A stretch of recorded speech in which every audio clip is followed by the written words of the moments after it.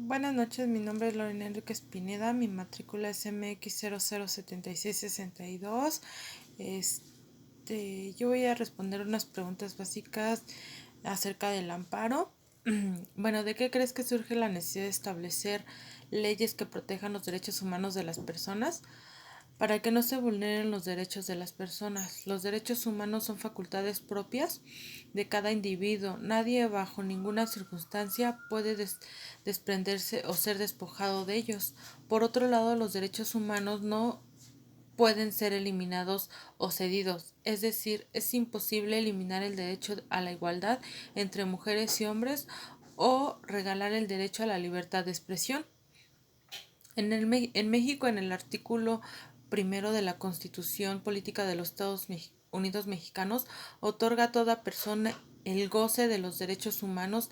Además, compromete a las autoridades a su protección, respeto, promoción y garantía. ¿El amparo vino a revolucionar las leyes de apoyo a los derechos humanos? Yo digo que sí, porque es un fundamento legal del que gozan los ciudadanos y ciudadanas para el acceso a los tribunales cuando sus derechos son vulnerados. Es además una garantía porque protege a las personas no solo en contra de riesgos de violación de derechos humanos, sino también que nos repara las afectaciones que se producen en casos de daño contra estos.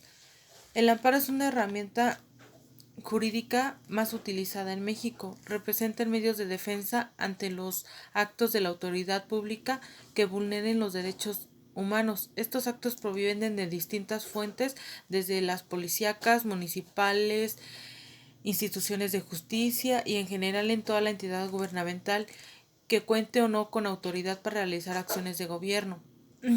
¿Consideras que la jurisprudencia se tiene en los casos de violencia contra la mujer en su estado? Yo digo que sí, y lo cumple para establecer, porque la jurisprudencia representa un criterio de decisión de juicio de amparo hecho por la Suprema Corte de Justicia de la Nación, el cual es válido y obligatorio de seguir en juicios iguales, aunque no se encuentre con ninguna ley. Es la fuente más cambiante del derecho. Y la ley de amparo en el artículo 215 refiere que existen tres tipos de jurisprudencias: por reiteración de criterios, por contradicción de tesis y por sustitución. ¿Cuál es la importancia de conocer especialmente qué consisten los amparos indirectos y las modalidades directas? Bueno, en el amparo indirecto o distancial es un proceso de control constitucional iniciado o solicitado ante el juez del distrito. Su principal cometido es actuar en contra de las acciones u omisiones de la autoridad que afecten los derechos del ciudadano. Y el amparo indirecto es un modelo idóneo para combatir actos de omisión de autoridad que vulneren los derechos de las personas. Pero ¿cuáles actos de autoridad? En el artículo 107 de la Ley de Amparo, considera que el juicio de garantías indirecto procede en los siguientes casos, que sería contra normas generales, contra autos o omisión, contra actos provenientes de un procedimiento administrativo, contra actos de tribunales, contra efectos de imposible reparación, contra actos de los que afecten las personas extrañas, contra omisiones del Ministerio Público. ¿Afectaría elegir el correcto en un caso?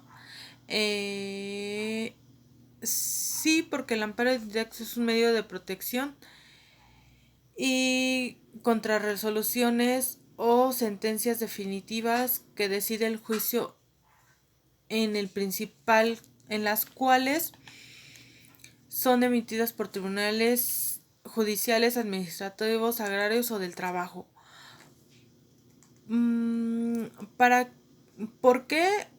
Para así poder saber cómo se tiene que proceder y poder actuar correctamente. ¿Cuál es la opinión sobre las medidas de aseguramiento y garantía? Las medidas de aseguramiento buscan que el inculpado no se vea perjudicado en sus derechos, pero también buscan colocarlo al alcance de la ley para el seguimiento del juicio. En estas garantías se presenta cuando la suspensión procede, pero